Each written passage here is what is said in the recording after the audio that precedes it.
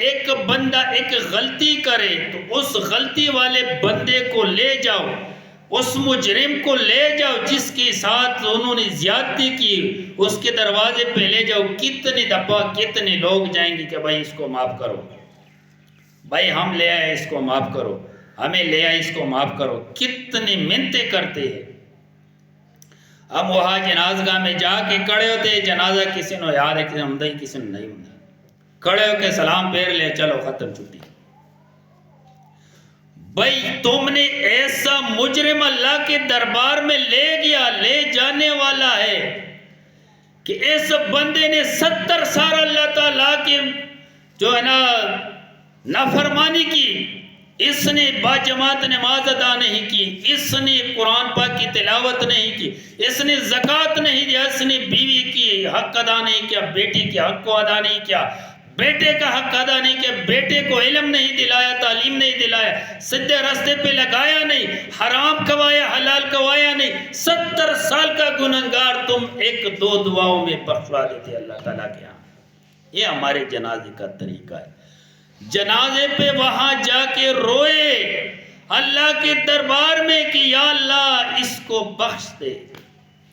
رسول اللہ صلی اللہ علیہ وسلم نے 14 قسم دعائیں حدیث میں ثابت ہے کہ یہ جنازے میں پڑھائی، اور رو رو کے صحابہ پیچھے رو رہے۔ ایک صحابی فرماتے کہ کاش میں مردہ ہوتا اور میرے پیچھے رسول اللہ صلی اللہ علیہ وسلم اس طرح جنازہ پڑھایا ہوتا۔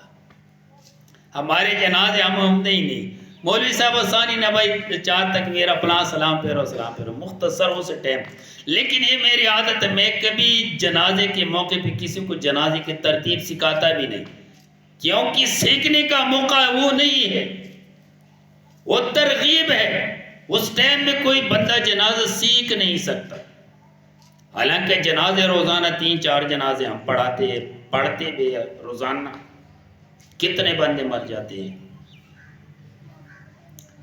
تو پھر جو نیک بندہ ہے اس کو لے جاؤ، اس کو جلدی ہے قبر میں، جب قبر میں دفنائے تو دفنانے کے بعد اس قبر کو خالی چھوڑنا نہیں، اس قبر کو چھوڑنا نہیں، اس کے پاس بیٹھ کے اس کے لیے مغفرت کے دعا کرنے کی، اللہ اس کو بخش دے، یا اللہ اس کو معاف کر دے۔ دوسرے بندے چلے گئے، تیرا بیٹا ہے، تیری بیٹی ہے، تیرا باپ ہے، تیرا رشتہ دار ہے، تو اکیلا نہ چھوڑو، کم سے کم گھنٹہ، 1.5 گھنٹہ، آدھا گھنٹہ اس کے حق میں دعا کرو، کیونکہ اس وقت اس کے ساتھ حساب کتاب شروع ہونے والا ہے۔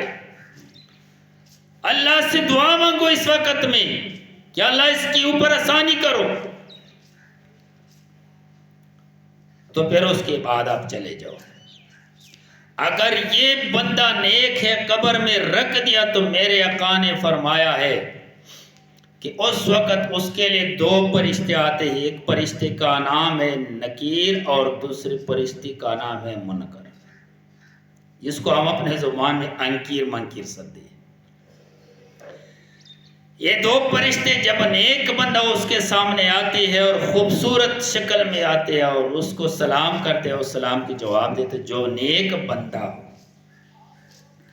سب سے پہلا سوال کرتے ہیں من رب کا، تیرا رب کون ہے؟ جس نے رب کو اپنا لا ہی مانا اس کا رب جواب دے سکتے ہیں میرا رب اللہ ہے، میں نے اللہ کے سوا کسی کے سامنے سر نہیں جھکایا، میں نے اللہ کے سوا کسی سے مانگا ہی نہیں، میں نے اللہ کے سوا کسی کے نام پہ دیا ہی نہیں۔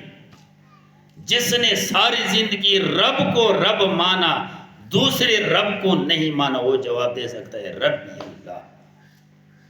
اور وہاں کی زبان بھی بدل ہے، وہاں کی زبان عربی زبان ہے، وہاں پہ پنجابی، سندھی، بلوچی، پشتو ہی نہیں چلے گا، فوراً زبان بدل، فوراً حالات بدل، فوراً ملکیت بدل، علاقہ بدل، مخلوق بدل۔ تو پھر اس کے بعد پوچھتے وہ کیا کہتے ہیں؟ من رب کا کہتے ربی اللہ، میرا رب اللہ ہے۔ جس نے رب کو دنیا میں پہچانا، جس نے رب کو دنیا میں نہیں پہچانا، وہ جواب نہیں دے سکتا۔ حالانکہ ہم یہاں کتنے چلا کے کہتے بھائی ہم اس طرح کہیں گے، نہیں نہیں نہیں نہیں، وہاں ایمان کی طاقت سے بولنا ہے، وہاں دنیائی زبان کی طاقت سے بولنا نہیں ہے۔ آخرت کی آنکھ اور ہے، دنیا کی آنکھ اور ہے، آخرت کی کان اور ہے، دنیا کی کان اور ہے۔ آخرت والے کان فرشتوں کی آواز سنتے ہیں، آخرت والے آنکھ فرشتوں کو دیکھتے ہیں، آخرت والے زبان فرشتوں سے ہم کلام ہوتے ہیں، دنیا والے نہیں کر سکتے۔ تو میرے بھائیوں کیا کہے گا؟ ربی اللہ، میرا رب اللہ ہے، جس نے دنیا میں رب کو پہچانا۔ پھر اس کے بعد دین کے بارے میں پوچھا جائے کہ ما دینوں کا، دین کتنی ادیان ہے، دین کتنی، بہت سارے ادیان ہے۔ دین ایک یہودیت ہے، ایک نصرانیت ہے، ایک ہندو مذہب ہے، ہزاروں قسم کی دین ہے۔ اسلام ایک ہے۔ جب وہ اسلام پہ شروع سے لے کر آخر تک، روح نکلنے تک قائم اور دائم ہے، وہ جواب دے گا دین اسلام، دین میرا اسلام ہے۔ تو پھر اس کے بعد سوال کیا جائے گا کہ ماں نبیوں کا کس نبی کے اتباع میں تھے؟ اتباع رسول کی موضوع پہ آج کل بحث ہے نا۔ جس نے رسول اللہ صلی اللہ علیہ وسلم کی اطاعت کی، وہ جواب دے گا کہ محمد رسول اللہ صلی اللہ علیہ وسلم میرا نبی ہے۔ اور ایک حدیث میں یہ ہے کہ اس سے پوچھے گا کہ کیسے تیرا نبی ہے، کیوں پہچانا؟ تو جواب دے قرأت کتابہ وآمنت بہ، میں نے اس کی کتاب پڑھی ہے، اس کتاب کو میں نے مان لیا ہے۔ تو پھر اللہ تبارک و تعالیٰ کی فرشتے جو ہے نا، وہ اس کو سلام کہے گا اور وہ کتاب بن کر کے جنت کی طرف وہ لے جائے گا وہ روح کو، اور اس وقت دوبارہ جنت کی لین میں جا کے پھر واپس آئے گا۔ پھر انسان کو سجے پس اور کبے کس دو دروازے قبر میں کھول جائے گے۔ میرے مصطفیٰ کے الفاظ سچ ہے، جھوٹ نہیں ہے، کہ جنت کے باغوں میں سے باغ قبر ہے اور جہنم کے گڑھوں میں سے گڑھا قبر ہے۔ سجے پس سیدھے پس دروازہ کھول جائے گا اور الٹے پس دائیں اور بائیں ہاتھ میں دروازے کھول جائے گے۔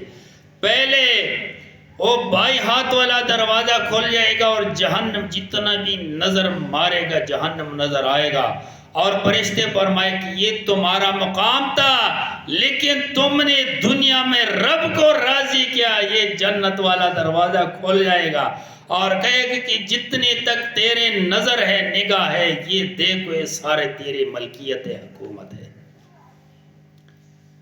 اور پھر وہ قبر کیا کہے گا؟ قبر کہے گا کہ اے انسان، میں زمین ہو، تو میرے اوپر چلتا تھا، میں تیرے سے پیار محبت کرتا تھا، تو اب تو میرے جو گود میں آ گیا، اب میرے سلوک دیکھیں گے، جہاں تک نظر ڈالیں گے وہاں تک قبر کھل جائے گا۔ اور پھر اس کے بعد ایک لڑکی آئے گی، عورت آئے گی جنت سے، جس نے دنیا میں کسی غیر عورت پہ نظر نہیں ڈالی، جس نے دنیا میں کسی غیر عورت کی عزت کو نہیں لوٹی۔ اگر لوٹ لیا تو توبہ کر دو۔ تو پھر وہ کیا کرے گا جی؟ وہ اس کو بولے کہ میں تیری بیوی ہوں۔ اس کی عادت تو دنیا والا یہ تھی کہ وہ غیر محرم غیر عورتوں کو نہیں دیکھ، تو پھر منہ موڑے گا، پھیرے گا یہ بندہ۔ پھر دوسری سائڈ سے ہے کہ بھائی میں تیری بیوی ہوں، اللہ نے تیرے لیے مجھے بھیجی ہے، تو پھر وہ کیا کرے گا؟ وہ اس کو ہاتھ ڈالے گا اور پھر اس کی موتیوں کا جو ہار ہے نا وہ ٹوٹے گا۔ چاہے 1000 سال لگ جائے، چاہے 10,000 سال لگ جائے، چاہے 1,00,000 سال لگ جائے، اس کو ایک سیکنڈ کی طرح ہو۔ وہ موتیوں کا جو ہار ہے، ایک دھاگا وہ لڑکی پکڑے گا اور ایک دھاگا جو ہے بندہ۔ جب وہ موتی ڈالنے لگے گی تو اسی ٹائم آواز آئے گی کہ بھائی قیامت ہے، کھڑے ہو جاؤ۔ یہ اتنی مدت 1000 سال اتنی سیکنڈ میں